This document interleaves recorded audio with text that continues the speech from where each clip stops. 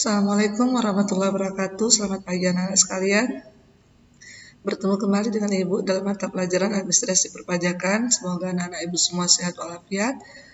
Tetap semangat dalam melakukan pembelajaran secara online. Pembahasan kita hari ini mengenai SSP, yaitu surat setoran pajak untuk orang pribadi. Sebelumnya kita sudah membahas mengenai surat pemberitahuan atau SPT untuk orang pribadi, maka sekarang kita melakukan pengisian surat setoran pajak atau SSP. Sebelumnya kita harus memahami dulu apa itu SSP. SSP adalah surat setoran pajak. Itu merupakan bukti bahwasanya kita sudah menyetorkan sejumlah uang atau telah membayarkan pajak atas setoran yang harus kita bayar dengan menggunakan formulir. Bisa juga dengan cara lainnya, itu kita menyetorkannya ke kas negara yang sudah ditunjuk oleh pembayarannya oleh Menteri Keuangan. Kemudian prosedur pengisiannya itu, yang pertama kita mengisi NPWP. Di format yang paling atas itu ada NPWP yang harus kita isi dan identitas yang lainnya, itu nama wajib pajak dan alamat wajib pajak. Tapi ada juga ketentuan apabila si WP atau wajib pajak itu tidak memiliki NPWP, maka isinya seperti ini. Kodenya adalah yang ini, 04 ini. Kemudian untuk XXX ini adalah diisi dengan nomor kode KPP domisili pembayar pajak, di mana KPP itu berada yang tempat si WP tadi bertempat tinggal di daerah KPP tersebut. Kemudian nama dan alamat diisi sesuai KTP. Seperti ini bentuk formatnya, sepenggal dari SSP tadi. Ini adalah format bagian atas di formulir tersebut. Kemudian kita isi lagi yang kedua, mengisi akun pajak dan kode jenis setoran. Ini kode akun pajak itu dan kode jenis setoran itu kita peroleh dari kantor pajak, kantor pelayanan pajak. Kemudian karena kita membahas mengenai PPh orang pribadi, maka kode akun pajaknya itu yaitu kode akun pajak yang sesuai untuk PPh orang pribadi. Begitu juga untuk kode jenis setoran juga harus sesuai dengan PPh orang pribadi.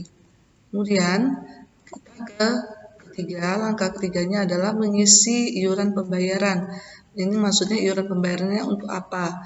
Dalam hal ini kita mengisi iuran pembayaran adalah untuk pembayaran pajak orang pribadi, untuk pajak penghasilan orang pribadi.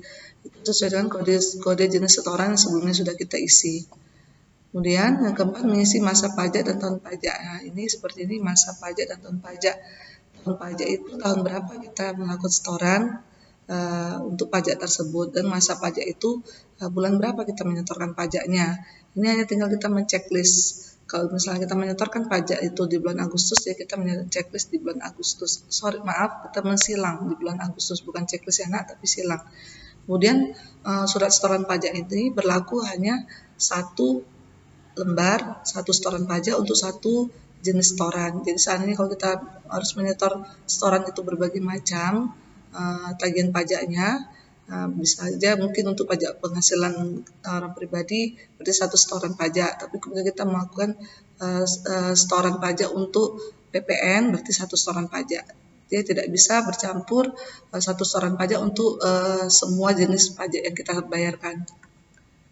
Kemudian kita ke yang kelima, langkah kelima, prosedurnya mengisi nomor ketetapan. Nomor ketetapan ini tidak selalu harus diisi.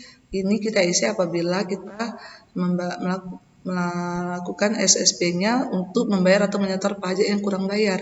Apabila kita melakukan setoran pajak sebelumnya tapi kurang bayar, atau SKPKB atau surat ketetapan kurang bayar, diterbitkan surat ini, kemudian muncul lagi surat ketetapan kurang bayar tambahan atau ada surat tagihan pajak, maka ini kita isi. Tapi kalau kita tidak melakukan penyetoran pajak untuk tagihan-tagihan yang di sini, maka kita tidak perlu mengisi nomor ketetapan ini.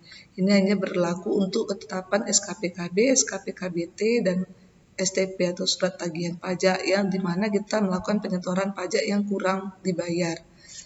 Kemudian kita ke langkah ke-6, mengisi jumlah pembayaran pajak. jumlah pembayaran pajak diisi dengan angka dan jumlah pajak yang dibayar atau disetor. Jangan lupa kita harus mengisi sedetail-detailnya. Apabila ada sennya, kita juga harus menyampaikan berapa sen nominal angkanya. Misal jumlah pembayarannya 100.250 rupiah 5 sen. Nah, tapi biasanya kalau untuk setoran pajak itu digenapkan. Jadi kalau 100.250 rupiah saja. Nah, terus terbilangnya kita ucapkan dalam tulisan. Nah, tulisan menggunakan bahasa Indonesia. Kemudian kita ke langkah berikutnya yaitu ke mengisi form tanda tangan. Ini hal biasa apabila kita melakukan penyerahan sejumlah dana, berarti harus ada tanda terima oleh orang yang menerima dana tersebut. Ya, inilah dibuat tanggal berapa disetorkan dan nama jelas pihak yang menerima.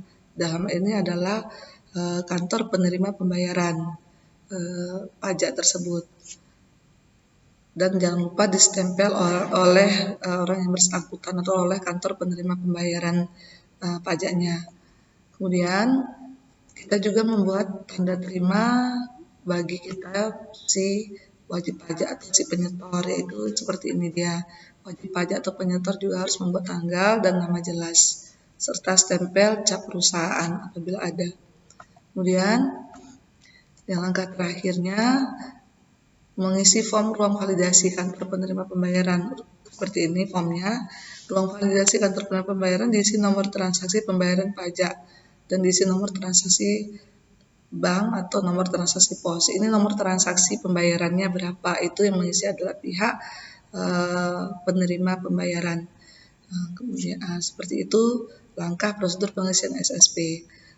Ibu memberikan tugas seperti ini, yaitu download formulir surat setoran pajak. Kamu harus mendownloadnya, kemudian isi surat setoran pajak itu. Data yang kamu ambil adalah data yang sudah kita isi SPT sebelumnya, yaitu data dengan wajib pajak bernama Dr. Saiful yang kemarin sudah kita praktekkan. Kamu isi surat setoran pajaknya berdasarkan data dari Dr. Saiful yang kita telah buat surat pemberitahuannya atau SPT-nya yang sudah kita praktekkan sebelumnya. Semoga anak ibu memahami. Untuk lebih jelasnya, ibu akan memberikan seperti ini bentuk SSP, setoran pajak. Seperti ini kebetulan SSP yang ibu download adalah SSP yang sudah diisi untuk PPh pasal 21. Jadi di sini formnya bentuknya sama, maupun baik itu PPh pasal 21 atau PPh yang lainnya. Kita membahas mengenai PPh orang pribadi, maka kita isi sesuai dengan nama orang pribadi tersebut. Seperti ini dia isinya. Oke, semoga bisa kamu cari nanti yang ibu buat seperti ini di Google, kemudian di-download dan kamu isi dengan tulisan tanganmu. Semoga dapat dikerjakan dan dapat dipahami penjelasan ibu. Ibu akhiri dengan Assalamualaikum warahmatullahi wabarakatuh dan selamat pagi.